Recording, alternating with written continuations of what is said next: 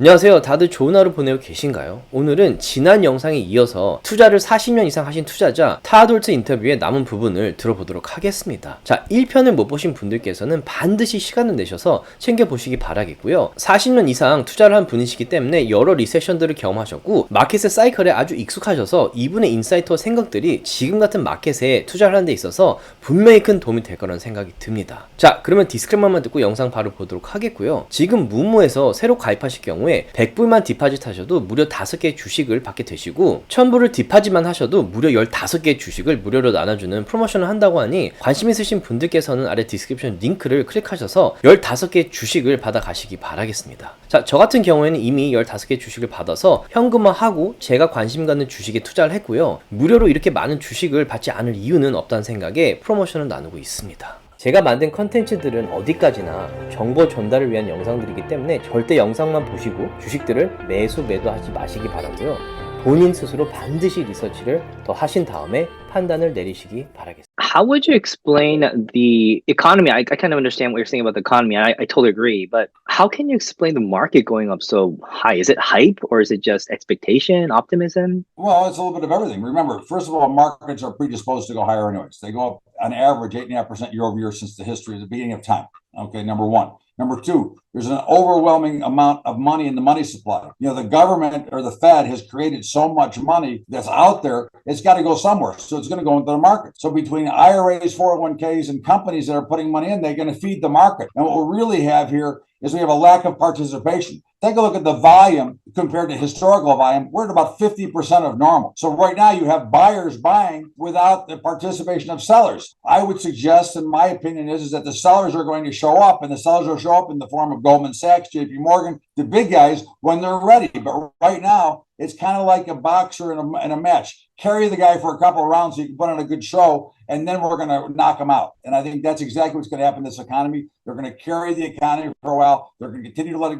go higher. And then bang, one day you're going to walk in and they're going to start selling it. And people are going to go, wait a second, I can just buy the dip. That's all I've ever done. Okay. And they're going to sell a little further. And then, of course, we go into the pandemonium. And of course, the fear strikes out. And then everybody pukes it out to the bottom. And then you get the reverse rally later. But that's the way I would see it. So just because the markets are going up doesn't mean that we're not in a recessionary time. It doesn't mean that there isn't problems. Because, again, they're not necessarily correlating today. The other thing that I think will be very helpful is I'm pretty sure that the majority of investors that are watching this video has not gone through an actual major recession. Even for myself, I haven't gone through 08 or 09. But can you share if you felt this optimism or hype or melt up before the dot-com bubble or the great financial crisis? And do you kind of somewhat feel the similarity that we're seeing right now compared to right before the past recession? I would call this almost exactly the same scenario. Again, nothing is exactly the same, but to me, this is like the exact same scenario. I mean, people are buying like they can never go down. I mean, I did trade on the floor through 87. I did trade on the floor through the 90s when the internet bubble struck.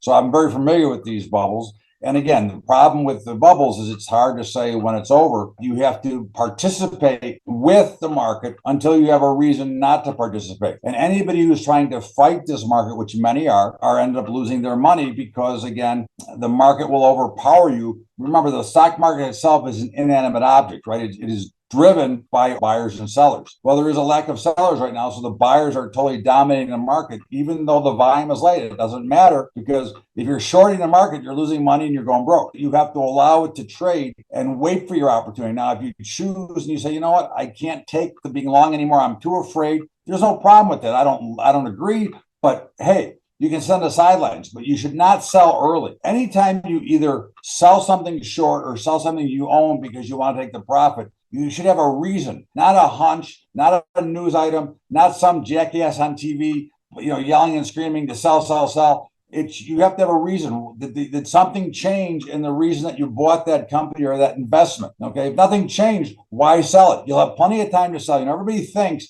that these big collapses take one day. These big collapses work out over time. You will have plenty of time to liquidate out of your positions if you choose to. The real problem is most people won't when it comes time to do so. They want to try to catch it on the way up, which is the wrong way to go. It's the old saying, amateur traders want to be right, professional traders want to make money. So the amateurs want to be right And They want the to predict professionals. the market. They want to try to predict when the top's going to be in it. And I'm telling you, as a 45-year professional, I could never tell you when the top's going to be in. So then in your case, even if you're predicting a major crash, are you still 100% in the stock market, or do you have I'm 100% long the market right now. I am hedged. So let's be clear. I have a program that hedges automatically. So I know the exact amount of risk I am taking at any given time. Okay. And I will buy more as the market goes down, but I'm playing what we call the long game, right? I'm playing that the market's going up 8.5% year over year. So that side of my investing side, I'm invested. I'm always 100% invested. My trading side, I am long right now because that's what my algorithms tell me to be, that the market is still going higher. So why would I want to be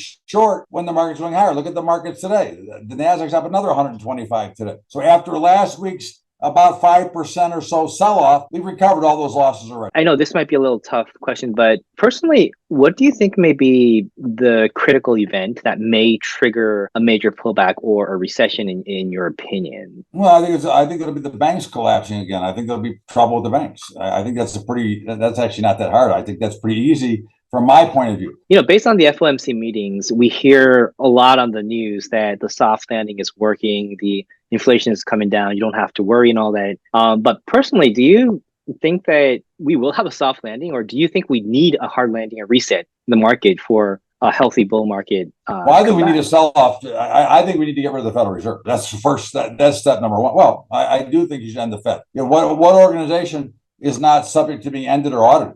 Okay. I mean, they do whatever they want. So that's number one. But I tell everybody this. This is my way of viewing it. Look at your own bank account. Look at your own spending. If your life is great, then you have nothing to worry about. Okay. But I would venture to say that most people are struggling of the middle class, which is, let's face it, the middle class is the biggest percentage of the country. So if you're struggling to pay your bills, or if you're struggling, then that tells you the shape of the economy, no matter what the Fed says. Remember, when everybody says it doesn't matter, because it's really, what is my life like? That should be your answer, not what the government says or not what the Federal Reserve says. What does your bank account say? What does your spending habits tell you? And can you still take care of and feed your kids? I think my last question is, as you know, Bitcoin is going up a lot. And I think there's controversy in the space where, investors like Warren Buffett say that Bitcoin is a scam. It's going to go eventually to zero. Whereas investors like Cathie Wood or Bill Ackman think positive and think it's here to stay for the future. But I'm very curious to hear if you're invested in crypto, or what's your thought about the whole crypto space. First of all, let's talk about Warren Buffett. Warren Buffett is full of crap. He owns Bitcoin through other holdings. Okay. Let's not listen to what he says about that. Okay. Bitcoin, I think, is real. Okay. I don't have a lot. I've got whatever I have, I'm willing to let it go to zero. Right. So I tell everybody, first of all, if you're going to play in this space, be prepared to lose it all. I am a believer. I do think it's real. Okay. I think it's going to be a real product. I'm really sorry that I didn't get in from the beginning. I had a partner who didn't want to participate, didn't believe in it. So I chose to be with him and not invest in it. But I am invested in it. And, again, I've got X amount of dollars, which if it goes to zero, it'll go to zero. There's a lot of different ways to play it through either the ETFs or through the actual Bitcoin itself or Ethereum, whichever one you choose. Just make sure you don't play with the crap. Okay. Use the ones that are majors, the ones that have a $1 billion market cap or more, something in those neighbors. I mean, again, you got to make sure it's real, but the concept is real. No central bank intervention, 24 hours a day, trading 7 days a week, free markets, nobody intervening in it, a certain X amount of quantity, what gold was supposed to be, but gold and silver were supposed to be back in the day. So I do believe in it. I do think it's real. I just would be very careful, especially at these levels. I think there's a greater probability that you'll see a pretty good sell-off. I think a lot of this buildup right now is into the new ETF that's coming out and all that stuff. But again, I'm a big believer overall, and I do think that it will continue to go higher. And there's a lot of different ways to play it for less expensive amounts of money if you want to be in and be a participant in this. I do think it's real. I think it will be something that will be used as stored value, very similar to gold at some point. And I do believe, as we've seen some countries go to it as a currency. So I think that it is something real to look at for anybody. Wow. I think we went through a lot of very important topics and great insights, and I really appreciate that. But before we wrap up the interview, can you share with the subscribers on how they might find you, or how you're helping investors, or how you're sharing your researches? I have a website, bubbatrading.com. They're welcome to go there. You can sign up for my free reports that I put out there. I do a daily update every day for about 90 seconds or 2 minutes. They can email me directly if they have any questions at bubbatrading.com. And if anybody's really interested in trading, I'm going to make an offer on your show if you don't mind. I have written 2 books that are on Amazon, but I have PDF files of both of them, and I would be happy to give Bubba's Guide to Trading Options away to free for any of your subscribers or watchers. All I have to do is email me at bubba@bubbatrading.com, and I'll be happy to give them a PDF file of my book that is on Amazon right now.